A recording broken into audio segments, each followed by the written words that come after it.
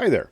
This is Aviation Adventures with Captain Ron, and the title of this video is Sometimes It's Just Not Your Day. And I think most of us are familiar with the UPS crash where the engine tore off. And of course, this goes back, and talk about this, to American Airlines 191 flight, similar sort of thing. Uh, okay, I'm going to talk about this in detail in another video. Basically, there was nothing these guys could have done. We hope as pilots that, we are prepared, that if emergency comes along, we can handle it. And, we're going to be Steve Canyon, if you guys are old enough to remember even who that guy was, or, we're going to be just, we're going to be the test pilot that handles it, and everything's going to be fine. But sometimes the seriousness of the accident can be beyond your capability.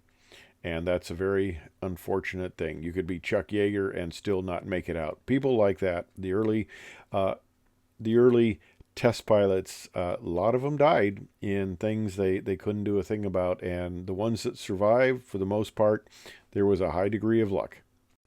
Now, early in my career, I went out to the Air Force Flight Test Center to be a chase pilot out there. But on my way out there, before I'd actually got on base, there was an F4 flight. It was an early morning, just proficiency flight, just your normal, we're going to go up and fly and have a fun time and just keep, current in the aircraft so we know what we're doing. And a Colonel Love was the pilot. He was a well-respected test pilot out at Edwards, and he took off in the F4. Now, the F4 is an era of aircraft that has some various serious malfunctions, and I think this was the number 5 fuel cell that burst, and essentially it put the airplane into a flying fireball. Well, what he did was he made an immediate turnaround. He was going to try to just land on the lake bed, and the lake bed has a lot of runways out there that are pardoned off, but you can pretty much, if you're in serious trouble, you can just land anywhere on it. It saved lots of millions of dollars worth of aircraft. But he turned around, and they realized that this airplane was just not going to make it. It was out of control. So he commanded ejection, called for ejection. Now, there's a command ejection function. It's a little T-handle. And what happens is the backseater, in that case, initiates ejection, or he's the first one to go, because you don't want the front seater to go while he's going and he gets a face full of your canopy, and it would be very fatal. So it's a sequenced ejection. So he goes out, and then the front seater goes out. Kind of what we'd do like in the T-38. If you had to eject the two of them, you had the back seater go first, so the front seater wouldn't kill him with the canopy or the rocket blast or anything like that. But there's a hose that goes between the seats. The back seater went out. And what had happened was this hose had burned through. Okay, well, because of the intensity of the fire, there's nothing you can do about it. Now, a friend of mine was out there, a fellow T-37, had been a T-37 instructor with me at Vance. I knew him. He went out there in a helicopter position. He was the rescue helicopter that took off that morning. They got the call. They took off that morning to pick up the crew. And as you can see by this lake bed, it's a big white area. It's pretty easy to see things. If there's something on the lake bed, you could see it.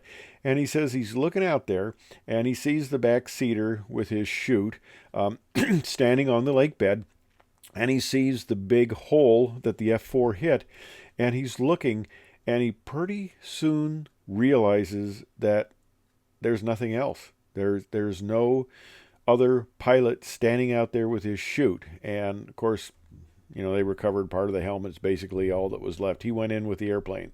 Great pilot.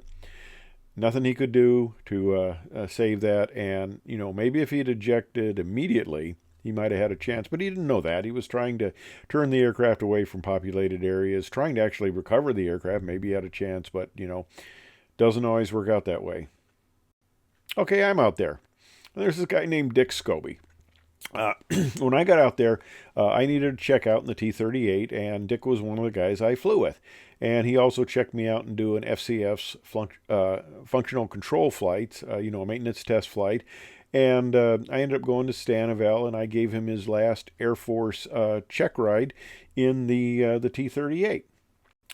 Now, he was one of the guys selected to be a shuttle astronaut, and like I said, I knew him. I knew all these guys that were selected in this round. And I'm standing next to the pop machine, coffee machine in test operations, and I'm talking to him, and I said, you know, that's a pretty risky vehicle. And well, these guys knew what they were getting into. And he goes, yeah, we know that. You know, anytime you go more than 10 feet, 10 miles per hour, you're risking your life. And but it's, you know, they were test pilots. This is what they wanted to do, and this was what I would have liked to do too. You know, if I would have had the opportunity and all the squares would have lined up, stuff like that, it would have been good. You know the risk, you take it. It's worth it for the adventure and the test flying. So these guys knew what they're getting into, unfortunately. And then, of course, STS-51L occurred, the 25th Space Shuttle mission, and there wasn't a thing they could do about it. They, you know, the management people insisted on launching out of the envelope, essentially. You know, they had the booster seal failed. It blew. It burned into the main tank, and the aircraft was destroyed. And of course, as we speculate, that the capsule went down fairly intact and hit the ocean. I think it was 208 seconds later, if I remember off the top of my head.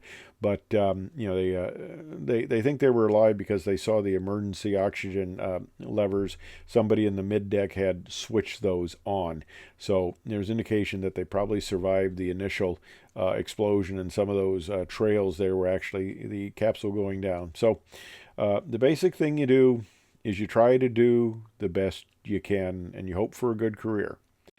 That's why I always wear a parachute. In fact, two parachutes. No, this is an old picture. You can tell it's old because we had black and white back when I was growing up. You know, this is me as before I became president of the Iowa Parachute Team. I'm learning to skydive there with my main military surplus World War II type parachute that we didn't realize they had I'm digressing here. We didn't realize they had a lifespan and that they went bad. I put ripstop tape where when I'd get a hole in the canopy panel, and I sewed together some lines that would break, and we kept the things going. Of course, they later said, "No, you can't do that. These things have a lifetime." They kind of turned to crap, but you know, we didn't know at the time, and it wasn't. You know, this is back in the 70s. It wasn't that long after World War II. But anyway, so to this day, if you're a pilot, Air Force pilot, Navy pilot, Marine, you know, whatever, you wear a parachute. You know, you're strapped in, so at least you have a fighting chance. And there's the G suit, and of course, this is me, and I've got the orange flight suit on, which is kind of interesting because there's a prison near Edwards, and it didn't occur to me at the time, but you know, prisoners wear orange jumpsuits often. So I guess this was a good deal because if the police saw us, they would figure out that we had escaped from prison and they'd come over to help us right away, you know, so we wouldn't have to worry about, you know, trying to flag somebody down or have a dime for a phone. You could actually call with a dime back then. This is before cell phones. Nobody had a cell phone. Cells didn't exist, anything like that. You know, you typically had to find a farmer's house and ask him to use the phone, but I digress. Anyway, hopefully it would have been picked up. And I later thought that maybe an orange flight suit wasn't the best color, but once again, I digress. So what you hope for is that you get through a good military career, then you can maybe go to the airlines and have a fun time there, and then you survive that, that you don't have an engine separate that totally ruins your day, and you know, you survive because you know, you'll have situations that test your mettle that you have to be able to handle, and I've had quite a few of those, but you hope you don't get a situation where you just don't have a chance of surviving. So anyway, that's a little rumination about sometimes you're lucky and sometimes you're not. Thanks for watching.